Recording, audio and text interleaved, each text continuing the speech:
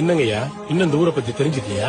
ஐயா, இது 1 வருஷம் 2 வருஷம் இல்ல, 200 வருஷம் சங்கதி. எங்க பாட்டையும் போட்டையும் காலத்துல இருந்தே பல தலைமுறை அப்படித்தான் போயிட்டு இருக்கு. புதுசா வர்ற யாருக்காகவும் எங்களை மாத்திக்கவும் முடியாது, நாங்க மாறவும் மாட்டோம்.